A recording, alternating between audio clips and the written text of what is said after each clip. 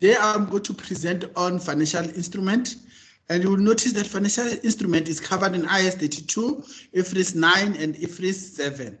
Later on, I'm going to cover IFRS 2, which is share-based payment.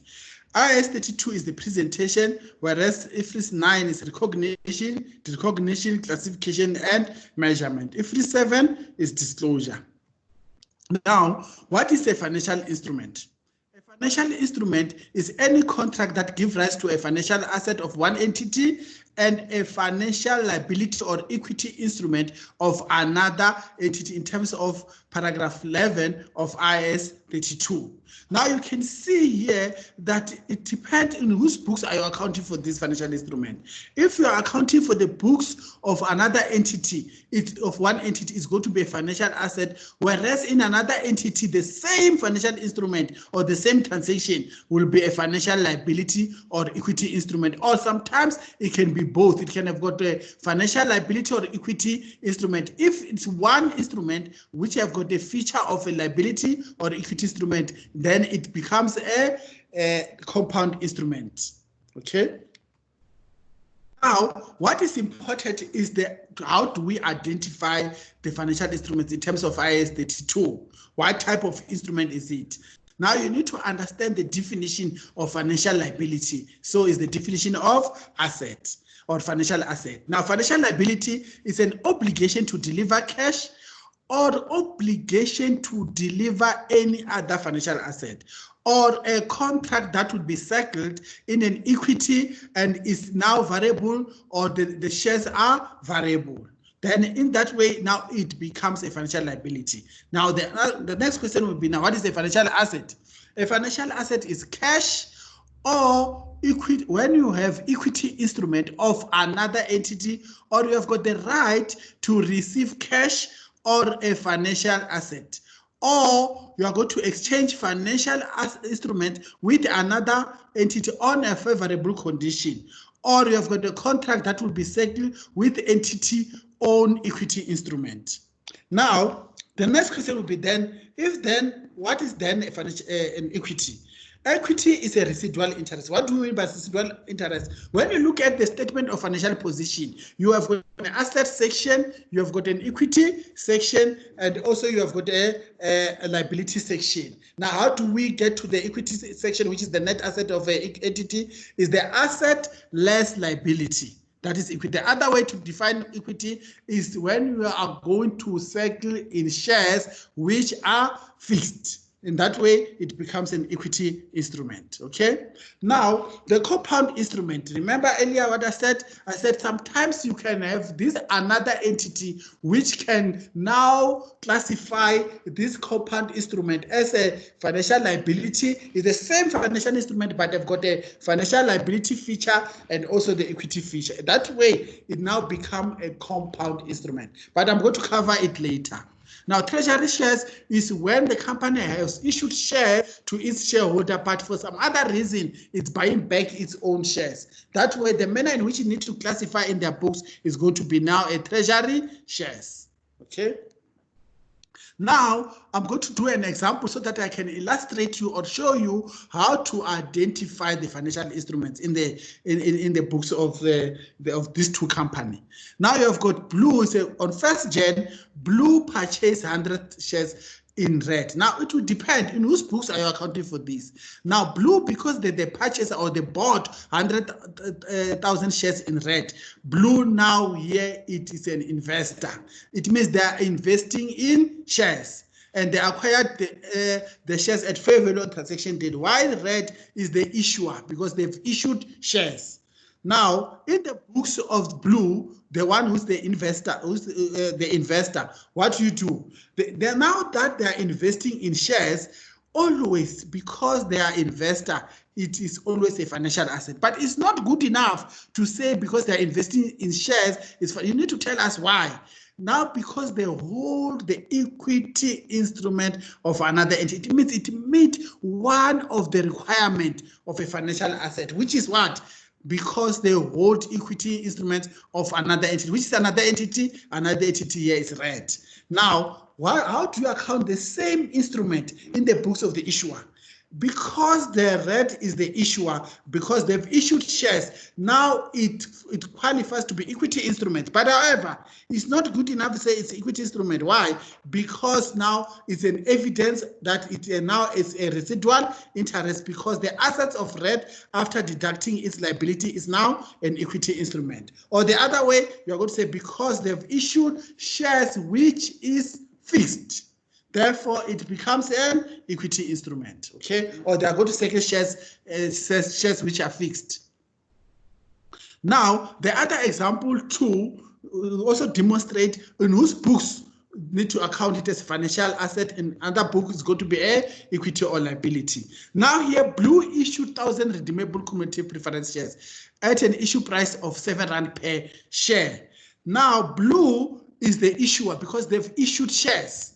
Now, red is what? Is the investor. Now, let's look at the books of Blue, or how do you account for it? Now, there was more information to say now, ordinary dividends has already been declared for the financial year, and the dividend rate is 8% cumulative preference dividends per annum, calculated on the issue price. All unpaid dividends will roll up until the redemption date.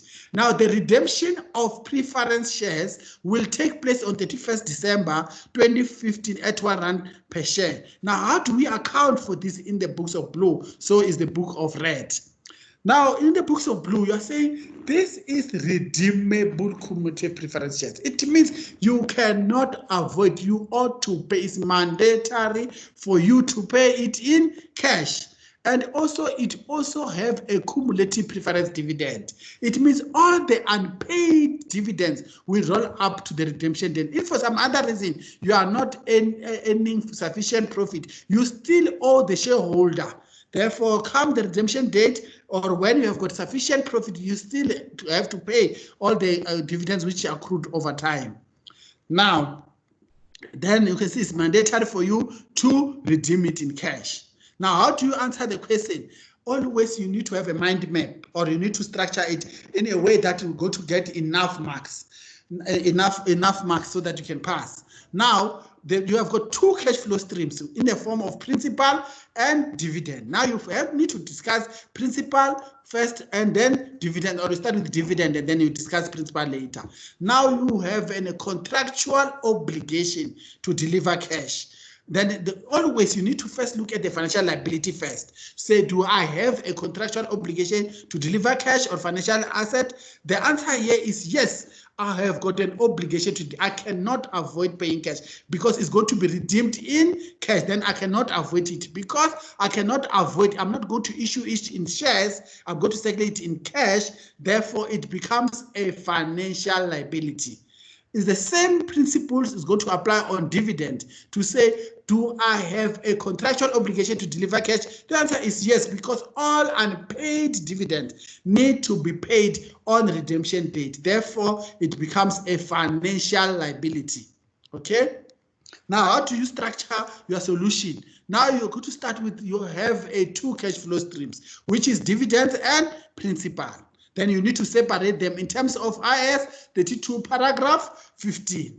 Now, the principal amount. When assessing the substance of this agreement, it is clear that you have a contractual obligation to deliver cash to red. Therefore, it's mandatory for you to pay it in cash. Now, because it's mandatory to pay it in cash, then it becomes a financial liability. Remember, you start with financial liability criteria first, then you disapprove it before you discuss the equity instrument. Okay. Now, the same thing goes with dividends. Now, you're going to say, do I have a contractual obligation to deliver cash? Yes, you have a contractual obligation to make dividends payment. Okay, and also all the cumulative dividends which accrue over time. The minute you have enough profit, you ought to pay the shareholder. Therefore, I cannot avoid paying cash. Then you have got the redemption feature, and you have got the contractual obligation to pay the dividends come the redemption date. Therefore, it becomes a financial liability. Something to note here. Preference shares now are, because they are classified as a financial liability. Now, the dividend paid is now become finance cost because you are not settling in shares, you are settling it in cash. The manner in which you need to classify it, you classify now as a finance cost. Now, what do you do in the books of the holder? The holder, they are investing in shares. Therefore, it becomes a financial asset. However, you need to tell us why are you classifying it as a financial asset. It's because you have got a contractual right to receive cash. Remember, they are not settling in shares. Now they are giving you the cash. Therefore, I've got the right to receive cash. Hence, you are saying it is a financial asset. Okay. Now, let's look at another example. Now, in another example, you can see 31st December 2013, Blue issued 1,000 cumulative compulsory convertible preference shares to Red at an issue price of R1 per share. On 31st December 2015, the conversion, which is the conversion date, each preference shares will automatically be converted into 2 ordinary shares. The dividend rate is an 8% cumulative preference dividends per annum calculated on the issue price.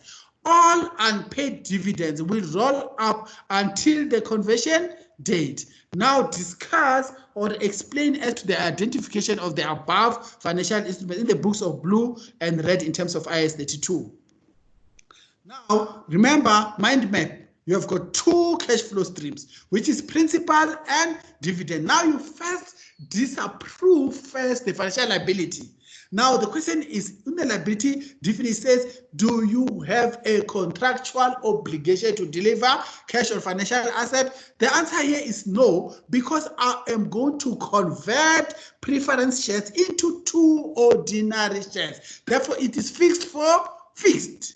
Then it becomes an equity because you are not settling in what? In cash.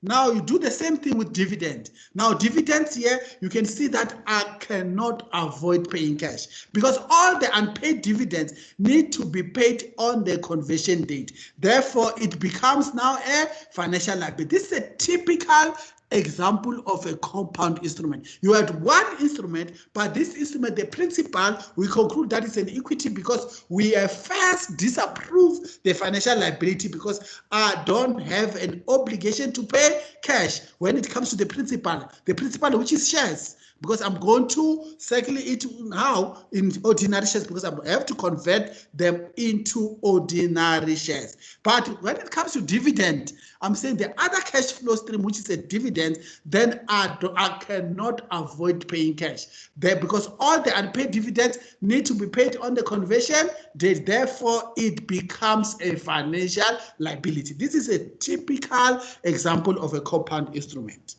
Now, the other way to answer it, you need to answer, especially the principal, you need to say, do I have a contractual obligation to deliver cash? The answer is no. How am I going to settle it? I'm going to settle it with the number of equity instrument. Therefore, is it fixed for fixed or is it variable? The answer is it's fixed for fixed. Therefore, it is equity instrument. Okay?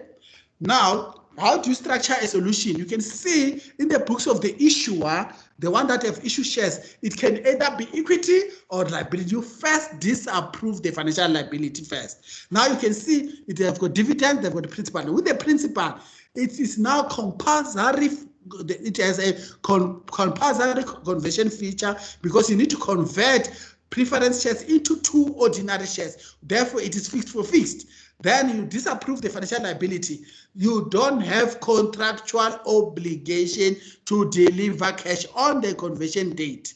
Therefore, because I don't have contractual obligation to deliver cash, therefore I'm going to deliver it how? Using my own equity instrument. Therefore, the substance of this contract determines that Blue has to deliver the fixed number of ordinary shares to Red on conversion date. Therefore, it becomes an equity instrument. You do the same with dividends. You first disapprove the financial liability or approve it. Here, you can see that I have a contractual obligation to deliver cash. Therefore, because I've got a compulsory conversion feature, therefore, I've got a contractual obligation to pay dividends in cash. Therefore, it becomes a financial liability. Okay? Now, what happened also in the books of the holder, because they are investing in shares, then it becomes what? A financial asset. Always in the books of the holder, it is always going to be a financial. But you need to tell us why are you concluding that it's a financial asset? Does it meet one of the requirements? Yes. Which one? Because it's going to receive equity instrument from another entity. Another entity is what? Is red. It's the other, because I'm going to receive equity instrument from the another entity. The other entity is now blue. Therefore, hence I'm saying it is now a financial asset.